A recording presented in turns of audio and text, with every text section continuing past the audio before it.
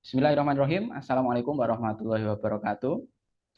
Eh, Ketemu lagi teman-teman dari podcast Sultanet Institute. Kali ini kita insya Allah akan membicarakan salah satu materi dalam penelitian kita di lingkup sejarah dan arkeologi. Kali ini kita akan bersama Bapak Taufikur Rahman Setiawan. Jadi kan kita ini sudah melaksanakan uh, penelitian, baik itu penelitian sejarah maupun berbagai macam disiplin ilmu yang lain, gitu ya. Jadi salah satu yang menarik ataupun yang jarang diketahui oleh teman-teman kalangan umum, pecinta sejarah maupun pemerhati penelitian-penelitian sejarah itu adalah ada disiplin ilmu yang kita sebut ataupun yang disebut dengan istilah arkeometri. Ini nanti mungkin akan dijelaskan dari Mas Taufik karena beliau sebagai salah satu peneliti arkeologi terutama di bidang arkeometri. Begitu Mas Taufik, jadi Ya, bisa dijelaskan kepada kita sebenarnya arkeometri itu apa, kemudian fokus penelitiannya dalam bentuk apa gitu Mas Taufik. Terima kasih. ya. Sebelumnya, terima kasih Mas Dik dan juga Sultanat. Sebelumnya, Assalamualaikum warahmatullahi wabarakatuh. Waalaikumsalam Eh, warahmatullahi wabarakatuh. Salam sehat untuk kita semuanya. Jadi terkait dengan apa sih sebenarnya arkeometri ini? Sebenarnya bukan hal yang baru begitu tentang arkeometri ini. Arkeometri ini sebenarnya bukan satu apa ya, bukan satu disiplin ilmu yang khusus begitu. Akan tetapi dia adalah sebenarnya lebih ke arah pendekatannya, model cara pencapaian bagian dari ilmu arkeologi yang secara fokusnya itu dia lebih banyak ke menggunakan bantuan dari ilmu-ilmu sains berat gitu. Seperti itu. Jadi secara umum itu berarti pengukuran arkeologis yang menggunakan teknik-teknik sains tertentu. Jadi ini sebenarnya perkembangannya itu ketika analisis-analisis laboratoris yang apa kayak isotop segala macam itu. Itulah yang Matrix. kemudian eh, Ya. memunculkan salah satu model pendekatan inilah gitu, approaching misalnya untuk menjawab sebuah permasalahan-permasalahan yang ada di arkeologi. Jadi di situ ada sebenarnya kajiannya itu terkait dengan misalkan artefak, Ya, ekofaknya khusus seperti apa. Eko. Tapi dia mengkajinya kemudian dengan bantuan adalah ilmu sains seperti itu. Kayak kita Science. menggunakan lab isotop, lab Ya. eh, carbon dating dan lain sebagainya. Mungkin itu sebenarnya pengantarnya. Dan apakah di Indonesia ini Ya. sebuah yang baru begitu? Ya. Sebenarnya enggak.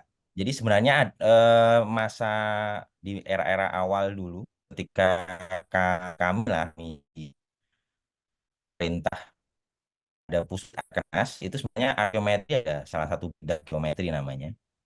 Itu sudah ada. Namun Hmm. lambat laun seperti apa ya? Tidak tidak tidak mencuat ke permukaan. Tidak mencuat ke Tapi permukaan. sudah include dalam Sebenarnya setiap sudah aktivitas sebenarnya arkeologi ya. sebenarnya sudah Ya. sudah sebenarnya sudah tapi tidak tidak mencuat ke permukaan lah, tidak terlalu mencuat ke Ya. permukaan. Nah, kemudian ketika instansi-instansi arkeologi seperti Balar dan juga Pusat ini dilebur ke BRIN, akhirnya muncullah Ya. sendiri dengan nama arkeometri, Pusat Riset Arkeometri. Nah, di Hmm. dalamnya itu memang sebagian besar adalah terkait dengan ilmu-ilmu yang ilmu apa? Penggunaan lab lah seperti itu. Dan itu memang apa memberikan gambaran masing-masing begitu. Jadi kayak satu, yang pertama itu ada namanya geoarkeologi. Itu Geoarkeologi itu arkeologi. terkait dengan ilmu kebumian dan juga spasial analisis. Jadi kita menggunakan alat bantu seperti GIS, penggunaan citra lain sebagainya. Kemudian juga kita ada ilmu-ilmu apa? Kajian-kajian artefak terkait dengan misalkan sumber bahan. sumber bahan dari sebuah artefak. Itu kita juga melakukan kajian itu. Itu kan terkait dengan ilmu-ilmu kebumian, terkait dengan mineralogi. Ya. Kemudian ini ada di landscape seperti apa, di bentang lahan seperti apa, kayak gitu. Kemudian ada juga paleoantro, namanya paleoantropologi. Paleoantropologi itu terkait dengan kehidupan manusia. Jadi terkait dengan sebenarnya ke arah zooarkeologi dan juga ke antronya, ke apa? Kajian Manusia. topologi ragawinya gitu. Jadi Di, terkait kajian rangka manusia, kemudian tulang-tulang binatang itu di paleoantropologi. Jadi ini satu. Kemudian ada yang khusus lagi satu terkait dengan arkeologi botani. Arkeologi botani itu terkait oh, dengan tumbuh-tumbuhan, tumbuh-tumbuhan. tumbuh-tumbuhan arkeologi botani. Nah, ada juga di pusat riset kami itu namanya piroteknologi. Jadi mengkaji artefak-artefak yang menggunakan teknologi api. Jadi kalau misalkan kita meneliti tentang Hmm, gabah, keramik, manik-manik, kaca gitu, itu menjadi satu bagian yang khusus di piropet teknologi namanya. Itu terkait dengan api lah. Gitu. Kemudian berikutnya ada juga dengan trasiologi. Trasiologi itu terkait dengan misalkan eh, analisis residu, usewear, kemudian apa namanya, ini penggunaannya seperti apa. Kemudian ada nanti eksperimentalnya. Oh, ketika misalkan digunakan di bagian ini, digunakan ke daging seperti ini, digunakan ke ya, kayu seperti ini, begitu. Ada analisis-analisis seperti itu. Nah, oke. kemudian yang berikutnya itu ada satu lagi, kita juga karena dunianya sekarang kan sudah berubah. Jadi Ya, ada satu pusat riset yang namanya pusat riset arti digital. kita.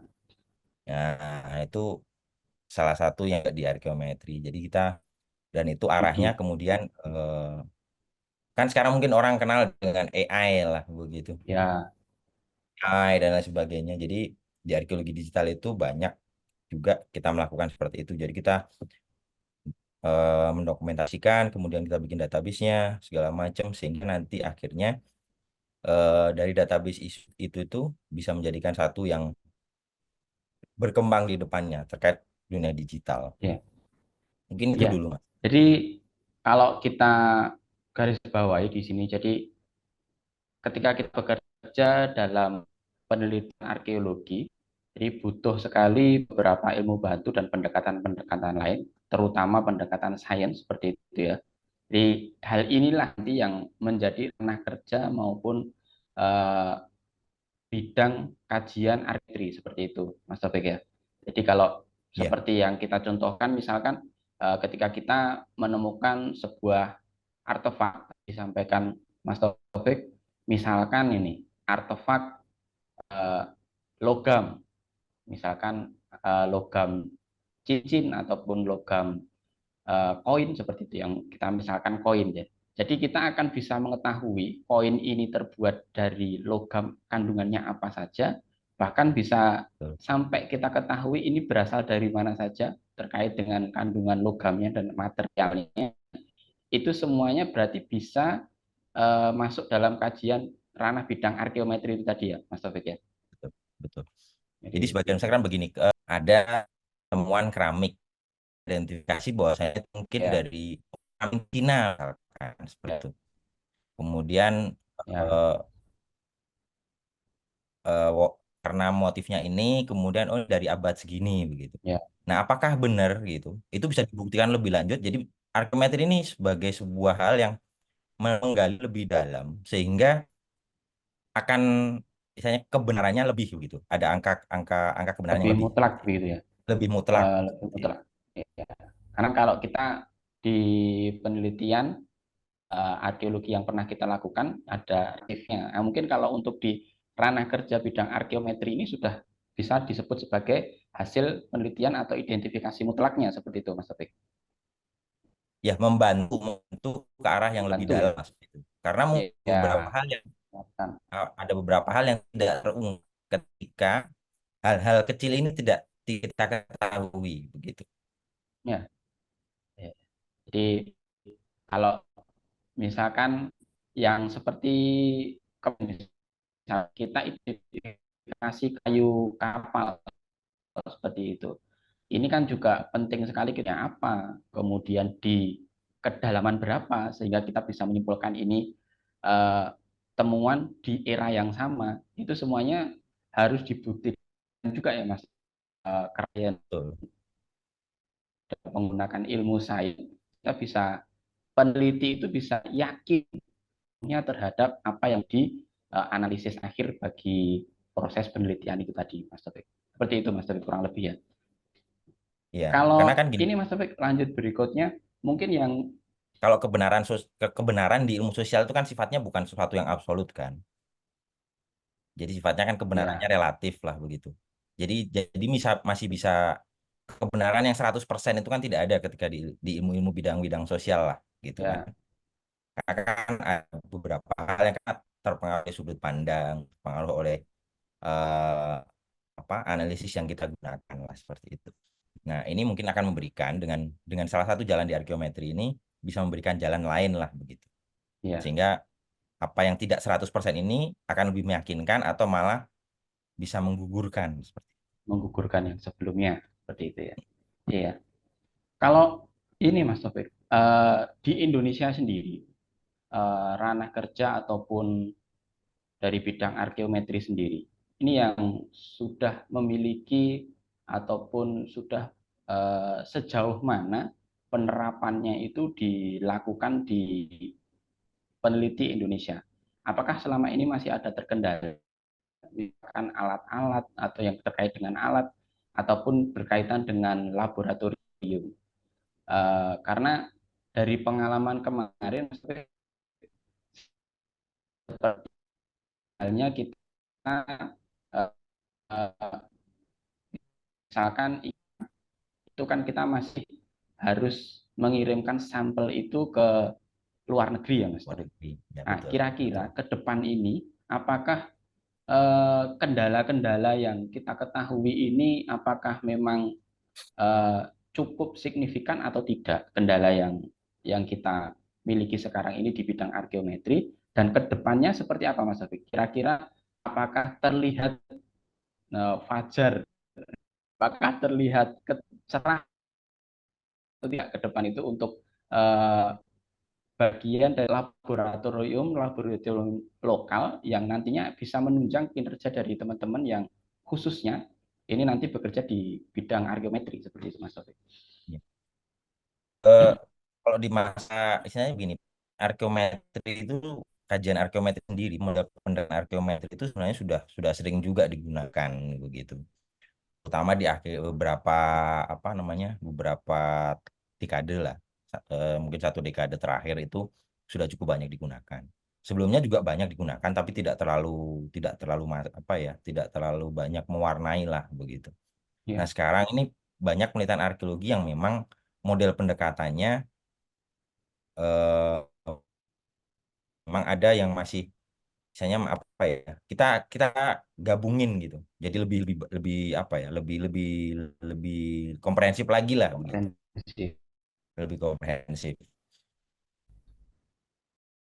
eh nah, soal misalkan begini, apakah di Indonesia perjalanan untuk arkeometri itu seperti apa? Nah, sekarang dengan kita di BRIN ini sebenarnya labnya ada, cuman kan kita kemarin tidak tahu begitu. Kita kemarin banyak tidak Hmm. mengetahui bahwasanya sebenarnya Indonesia ini punya lab yang cukup bagus begitu, Ya. dan Di mana banyak saja itu Mas? Kalau di lab-lab Cibinong ada. terkait dengan Cibinong sekarang ada ya? Di Binong ada. Jadi saya di kita punya juga kayak misalkan untuk nuklir kan kita juga punya laboratorium seperti itu Batan kan ya? Di di Batan. Batan kan, Batan ternyata sekarang juga alatnya bagus-bagus di begitu. BRIN juga Mas ya? Sekarang Sekarang kan masuk masuk ke BRIN BRIN juga kan. Batan. Nah, sekarang kan Ya, secara fasilitas sebenarnya sangat memadai lah, lumayan memadai. ya. Tinggal tinggal bagaimana kita memanfaatkannya. Kayak di Jogja, SEM itu juga ada, misalnya scanning elektron mikroskop itu ternyata ada di Jogja dan alatnya juga bagus. Brin punya. Kita kan Hmm. mungkin kalau di arkeologi kita kenalnya hanya di Borobudur lah Ya, mungkin gitu Balai kan. Konservasi Ternyata di Brin Borobudur. juga ada di daerah Gunung Kidul. Hmm. Terus lab-lab Hmm. lain itu sebenarnya cukup. Nah, yang sedang dibangun adalah kayak dengan lab karbon ini sedang dibangun.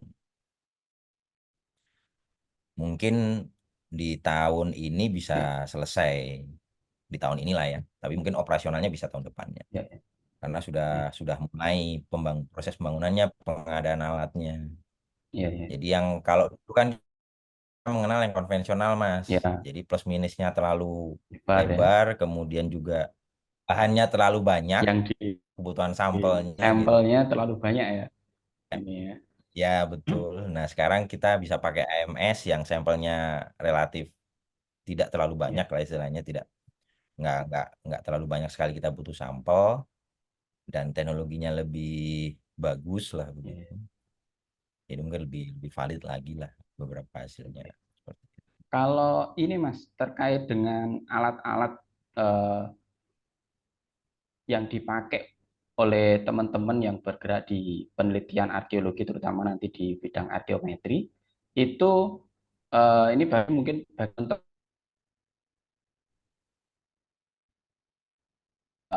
masih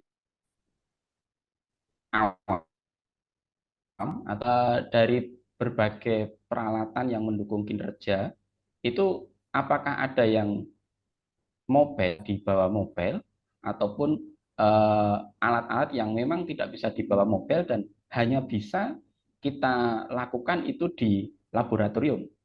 Nah, kira-kira kalau yang bisa dibawa mobil apa aja itu, Mas Banyak, Taufik? Mas. Dan yang nggak bisa dan Banyak, Mas. memang harus, nah biasanya kan Mas Taufik bawanya banyak itu. Kalau ke lapangan itu kan Sebenarnya banyak, bawa Mas. alat-alat pendukung gitu. Banyak, Mas. Sekarang kan kita misalkan begini, kita butuh kalau dulu kan kita keterbatasan karena kita ada di beda begitulah, di beda instansional lah. Nah, sekarang kayak misalkan Ya, kita mau melidar suatu tempat begitu. Kita tinggal kerjasama dengan karena udah di badan kita ini. Kita udah di badan. mm, Jadi kayak misalkan ya, LiDAR. Jadi untuk ngambil citra tapi yang bukan citra drone aja gitu kan, tapi ini yang bisa dianalisis lebih lanjut, ya, LiDAR begitu. Itu bisa kita lakukan. Kemudian misalkan GPR Ground Penetrating Radar, ya, GPR. itu juga bisa digunakan. Kita juga bisa, kalau kan alatnya keluar kan begitu. Kalau alatnya itu bisa bisa Ya, bisa keluar. bisa keluar. Kemudian nggak misalkan untuk apa ya, eh, misalkan kayak di geoarkeologi lah seperti itu. Citra, kemudian GPR kan kita bisa pakai. Kemudian di beberapa, kayak 3D scanning, 3D 3D scanning scanning laser. sudah bisa kita bawa keluar itu Mas ya? Dibawa dari lapangan Ya itu. itu kan memang harus kan. Harus Karena kan di kita ngambil tempat itu. datanya kan ke lapangan kan. Ya Ya, otomatis kan alatnya harus dibawa keluar seperti itu. Karena kita ngambil data, misalkan ngambil data bangunan kah atau gua kan ya. otomatis alatnya keluar.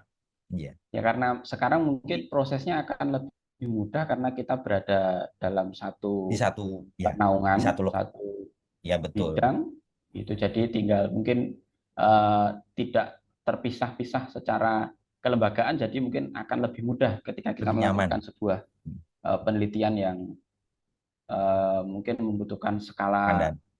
ini ya Mas ya, lebih luas lagi. Ya betul. Ya kalau yang saya bayangkan kan misalkan kita menemukan struktur bangunan, kemudian kemana yang mungkin di Jawa, di Majapahit, kemudian ataupun eh, diduga sebagai bekas-bekas bangunan kerajaan istana itu kan pasti butuh alat-alat seperti itu ya Mas ya. Betul. Betul. Betul.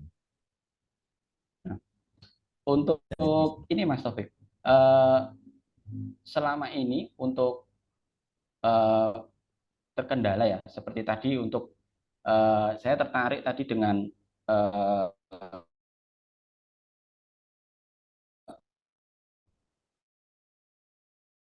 disampaikan Mas Sofik terkait dengan ataupun api jadi yang terbuat dari api. Jadi kan selama ini memang apakah ada standar tersendiri nanti dari ketika kita membuat sebuah jurnal ilmiah dengan standar-standar nasional maupun internasional itu kan apakah ada standar sendiri itu Mas Taufik terkait di laboratorium yang kita gunakan itu Mas Taufik. Ya, ya. Ada Jadi ya tetap ada namanya ISO kan. Jadi ISO. lab ini kredibilitasnya seperti apa? ISO-nya itu ISO-nya pasti ditanyakan lah, seperti itu ada. Jadi kalau misalkan gini, Kalau kita untuk yang standar internasional, Mas Taufik, minimal ISO berapa? saya kurang dalamin karena beberapa jurnal berbeda-beda gitu kan, standarnya beda-beda. Itu tergantung jurnalnya kalau itu. Standarnya. Cuman kan semakin Ya, ya, semakin di ISO-nya otomatis dia lebih kevalitannya dan lebih dipercayanya kan lebih besar gitu. ya. Kalau selama ini dari pengalaman Mas Taufik untuk identifikasi, misalkan dari benda-benda artefak ataupun ekofak yang pernah Mas Taufik Hmm? analisa, itu yang paling menantang itu apa, Mas? Biasanya dalam kalau kita lihat dari sisi arkeometrisnya. Banyak Mas. Yang paling menantang kan, Hmm. kita banyak sebenarnya kita Oh, misalkan itu analisis menarik bahan nih. kan. Ya, Misalkan ya kita itu kan, analisis bahan saja lah gitu. Analisis bahan. ya. Analisis bahan itu bahannya dari sumbernya dari mana? Karena kita juga harus ngumpulin juga sampel referensinya. Nah, ya. Jadi kita harus, Pembandingnya berarti ya, ya istilahnya pembandingnya kita ada harus satu juga ngumpulin pembandingnya Mas. ya. Nggak istilahnya nggak Nah, ansih dari oh ini artefaknya ini, kemudian kita analisis keluar datanya ini kan. Tapi kita nggak punya sampel pembanding yang untuk bisa mengiyakan dan anu itu.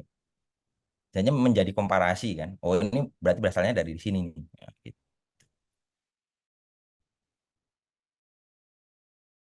Kayak ya, udah lalu kita penelitian juga kita butuh sampel dari nah, lokasi-lokasi sumber obsidiannya begitu. Kayak misalkan di gerabah ya, atau ya, keramik gitu kan. Di gerabah lah misalkan. Di gerabah itu kita penelitian pakai geometri lempungnya. Nah, kita harus nyari sampel-sampel yang kemudian diduga sebagai lokasi sumber. Kemudian kita cocokkan itu nanti geometri lempungnya seperti apa. Gitu. Ada dari kalau kandungan kimia juga geometri bisa sumber kan. dari luar negeri itu ya. Memungkinkan. Ya, Memungkinkan, Mas. Memungkinkan. Sangat memungkinkan. Sangat oke, memungkinkan. oke. Jadi Jadi apa memang ya? selain selain kita harus punya ini juga harus kita juga punya data mungkin ya Mas untuk sebagai pembanding Betul, betul, betul. dari Betul. Iya, betul. Betul sekali, Mas. nah ini kalau untuk database biasanya dari teman-teman kita Yang jelas kan kita sebagian besar kan begini dari database itu ya dari data-data kita yang punya dulu. Kemudian ya, kita juga mencari database dari nah, sekarang eranya udah yang berbeda. Database luar kita bisa akses begitu. Data-data database ada data dasarnya itu bisa kita akses walaupun tidak semuanya, tapi mungkin ya, hal-hal yang berapa kita bisa butuhkan itu dimunculkan. Sekarang ya, kan bisa. Tinggal kita misalnya apa ya? Sekarang kalau di era sekarang tuh pinter-pinter gitu kan. Kita bikin database-nya, kemudian database pembandingnya itu kita bisa mencari dari source gitu. Source tertentu source yang kita bisa ya, dapatkan. ya. Udah terbuka kan. Eh, ya sekarang dengan kemudahan teknologi eh, akses internet itu hampir akan sangat terbantu ya Mas. Mungkin sangat Tuh, berbeda sangat. dengan kinerja dari teman-teman arkeolog mungkin 30 tahun yang lalu, 20 tahun yang lalu akan sangat lebih dimudahkan untuk uh, ya, Jauh, Mas. Hmm, era di mana kita sedang meneliti ini ya. iya. Berarti mungkin Makanya kan ke gini, Mas. depan dan pasti ya, ya mungkin Jadi gini, misalkan kita nemu pecahan keramik, ya, kita mau identifikasi bentuknya seperti apa. Itu ya, kalau kita punya database yang cukup lengkap dan juga perbandingan misalnya database yang lain begitu, itu kita bisa langsung kita nggak kalau dulu kan kita misalnya kita lihat, kita bolak-balik, kemudian oh ini kira-kira bentuknya seperti ini gitu kan. ya, Sekarang dengan teknologi sudah 3D begitu, kita masukkan di situ, dia akan akhirnya kemudian karena database-nya ada ya, untuk menjelaskan itu ketika ini ada barang seperti ini. Berarti kemungkinannya adalah seperti ini, seperti ini. Nah, nanti akan muncul ya kayak AI lah Ya. sebetulnya. Jadi kita Sekarang memudahkan untuk apalagi ada rekonstruksi. AI Mm-mm. sangat memudahkan Sangat mudah. sekali. Ya, ya, Enggak, kayak misalkan misalkan ya gini itu. kan. Ya misalkan itu tadi Mas, rekonstruksi pecahan main kaca misalkan, main Mm-mm. Mm-mm. gerabah gitu kan sangat, kalau ada Mm-mm. teknologi terbaru pakai AI misalkan sekarang jadi akan lebih mudah kita Mm-mm. analisisnya seperti itu ya Mas ya. Ya, cuman kita harus lebih istilahnya lebih arif lah kita menggunakan misalkan teknologi AI juga. Misalnya kan harus harus bener lah Ya, misalkan, oh ini platformnya harus seperti ini, seperti ini, seperti ini. Nah, itu kan awalnya dari database gitu. Tapi ya, yang seperti itu lah ya ini bangun, yang ya ini yang menarik itu itu Mas. dia. Jadi ketika ada Hmm. kemarin kita ngobrol, sempat ngobrol juga, wah ini AI udah secanggih dan dalam tanda kutip segila ini ya gitu. Ini Ya, nanti kita run uh, uh, berarti kualitas dari archive benar-benar membantu atau justru ada kemungkinan salahnya seperti itu Mas. Gimana Mas terkait dengan SDM asli dan SDM manusianya sendiri sebagai penelitinya dan juga AI nanti yang ke depan akan kita hadapi itu Mas. hmm. Makanya kan saya bilang tadi kan kita harus lebih arif dalam menggunakan AI karena Ya, ada beberapa koridor yang kita harus patin kan jika kita misalkan menggunakan AI begitu. Kayak misalkan untuk rekonstruksi keramik atau misalkan rekonstruksi suatu bangunan lah kita pakai AI. Sebenarnya sekarang kan boleh-boleh saja begitu. hmm, Tapi kan kemudian ada dari AI itu kita nggak ansih langsung terima hasil AI-nya nggak. Pasti ada iya, analisisnya. Nah, analisis seperti tambahan ya Mas ya. betul. Dari ini. Karena memang tidak semata-mata AI itu kan juga, kalau kemarin ada yang cerita AI juga tidak 100% benar karena mereka juga tergantung dengan database yang Iya, betul. aplikator sediakan Iya. juga. Kalau database-nya minim ya mungkin belum tentu itu Hmm. Valid. benar ataupun bisa Hmm. kita validitasnya juga belum bisa kita terima langsung. Dan Ini itu kan mungkin biasanya kalau AI itu kan tangan kondisi kedua umum, Mas Mas. bagi Iya. generasi di bawah Kondisi kita umum nanti yang yang general. iya Hmm. iya ya umum ya, Kondisi umum yang kondisinya general. general. Nah, makanya Oke. ketika Ah, ada aspek-aspek penyimpang lain itu kan akhirnya jadi nggak masuk di ya, item komponen AI-nya begitu. Nah, ya, itu ya. yang butuh kita analisis seperti itu. Oke. Nah, ini eh, cukup menarik. Jadi, insya Allah ke depan kita akan lebih dalam lagi, Mas Taufik. Jadi, mungkin kita tidak hanya berhenti untuk satu pertemuan ini, karena Iya.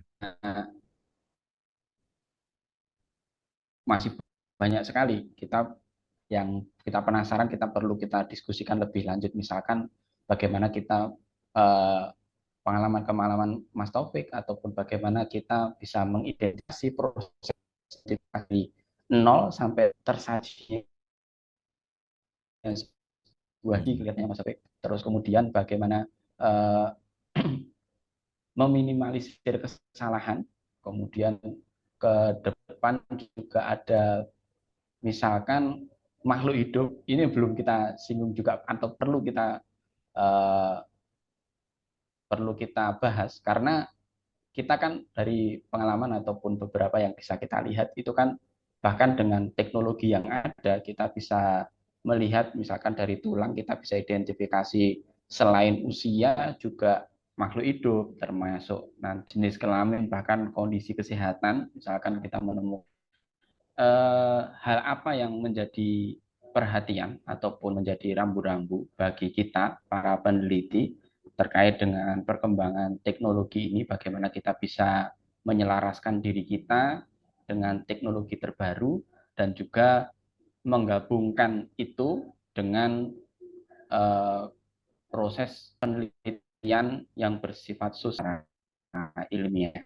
Ya, Mas. Jadi kalau yang kayak misalkan lah begini, kita akan menemukan rangka manusia seperti itu. Kemudian kan sekarang sudah bisa juga kita rekonstruksi bagaimana sih sebetulnya perawakan dan wajahnya sampean. Sampai kepada wajah. Mungkin kalau cari di internet gitu, cari di internet itu kayak misalkan wajah Homo florensis seperti itu. Itu udah bisa seperti itu. Jadi dari tulang-tulangnya, dari bentuk tengkoraknya seperti apa, kemudian kita bisa rekonstruksi wajahnya seperti apa. Itu kan pasti ada item-item dari database yang sudah cukup banyak lah seperti itu. Banyak. Kayak itu. Nah, cuman yang jelas kan koridornya itu tadi. Jadi tidak terus aneh kita harus menerima secara hasil itu tuh kita terima mentah-mentah gitu enggak. Ya. Pasti akan ada analisis dari itu. Analisis Karena pendukung ya, termasuk dari antropologi misalkan gitu. iya, betul. Karena begini juga kan sesuatu itu kan general gitu. Itu sesuatu yang di digeneralkan lah seperti itu. Jadi Ya, angkanya akan sama. Padahal pada kejadian nyatanya bisa jadi angkanya itu ada bias-biasnya. Misalnya ada hal yang kemudian mempengaruhi akhirnya oh ini jadi seperti ini. Oh ini ternyata jadinya misalkan wajah misalkan. Harusnya dia secara morfologinya eh, datar begitu. Tapi pada kenyataannya gitu ada beberapa hal yang bisa menyebabkan sehingga dia menjadi ya, tembung lah seperti itu. nah, faktor alam, kebiasaan atau mungkin Faktor ya, betul. Eksternalnya lah eksternalnya, seperti itu. kecelakaan Iya, iya. ataupun apa ya, itu pasti akan mempengaruhi. Jadi memang arkeometri ini sebagai sarana untuk peneliti bisa menambah keyakinan, tapi memang apa yang disediakan oleh teknologi itu belum tentu uh, untuk sebuah kesimpulan utuh seperti itu, Mas Taufik, yang Iya, bisa betul, kita betul. Itu tetap tangkap. masih butuh kita analisis lagi seperti itu. Itu kan sebagai alat bantu saja, sebagai alat bantu. Ya, Jadi alat kita bisa bantu saja. terima hasil itu atau bisa menambahkan, bisa merubah. Mungkin sih Mas kalau Ya, terkait dengan apa penggunaan AI, kemudian beberapa rambu-rambu ini kita butuh apa ya? Butuh pertimbangkan lah ke depan. Mungkin iya. seperti itu. Hmm. Ya, terima kasih Mas Taufik untuk waktunya yang singkat pada sore hari ini. Semoga kita nanti bisa memiliki waktu lagi untuk ngobrol lagi terkait dengan apa yang menjadi kajian keilmuan kita, dan semoga tentunya dari obrolan kita masuk nambah informasi ataupun menambah hal-hal keyakinan bagi teman-teman yang uh, sudah terjun ataupun baru mau terjun dalam bidang penelitian yang terkait dengan Hmm. arkeologi. Demikian Mas Taufik, terima kasih sekali lagi Iya. atas waktunya. Mohon maaf kalau ada kekurangan dari kami. Dari saya cukup sekian. Dari Mas Taufik ada closing statement? Mungkin cukup itu aja. Jadi sebenarnya ya mungkin saya sedikit aja lah.